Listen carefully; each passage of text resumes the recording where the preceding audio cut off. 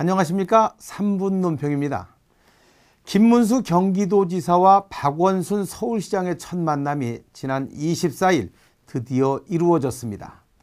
서울시장 보궐선거를 치른 지 채 한 달도 안 된 시점에서의 만남이니 의외로 빨랐다는 평가입니다. 때문에 대한민국을 대표하는 두 광역단체장의 만남은 그 자체로도 큰 화제가 됐습니다.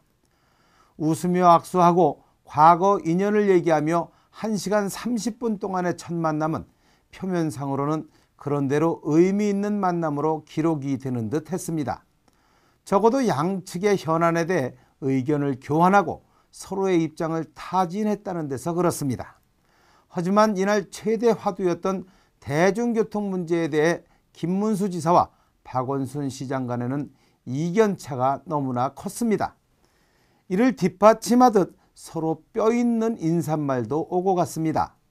두 단체장의 대화 내용을 단지 대중교통의 문제로만 읽어내기에는 다소 무리가 있을 정도입니다.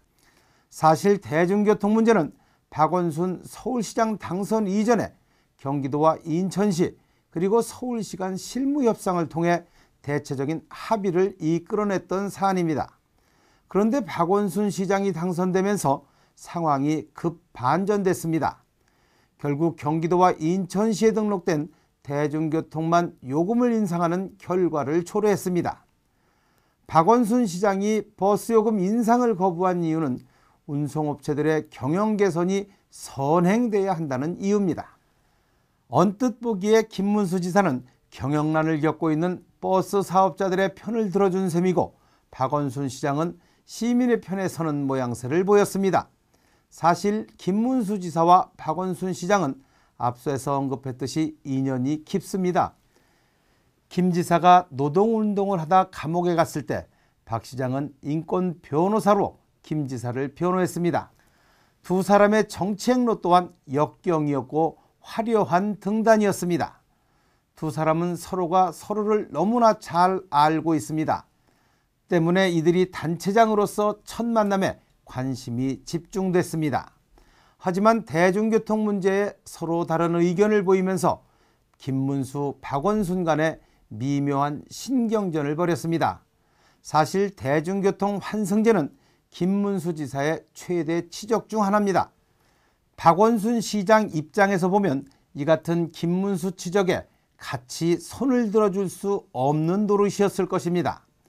더욱이 내년 총선과 대선을 앞두고 여야 정치권이 폭풍 전야에 빠져들고 있는 상황에서 여권의 유력 대권주자 반열에 올라있는 김문수 지사와 대척점에 있어야 한다는 판단도 했을 것입니다. 결국 서민들이 이용하는 대중교통요금 인상이라는 작은 정책을 놓고 두 단체장은 정치적 수싸움을 벌인 것으로 봐야 할 것입니다. 성격상 판이하게 다른 두 단체장 간에 앞으로 관계가 어떻게 진전될지는 아무도 모릅니다.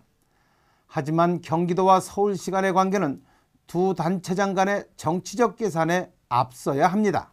경기도와 서울을 오가는 시민이 하루 500만 명을 넘어선 지금 인위적으로 그어진 서울과 경기도 간 경계를 갖고 시민들을 농단해서는 안 될 것입니다.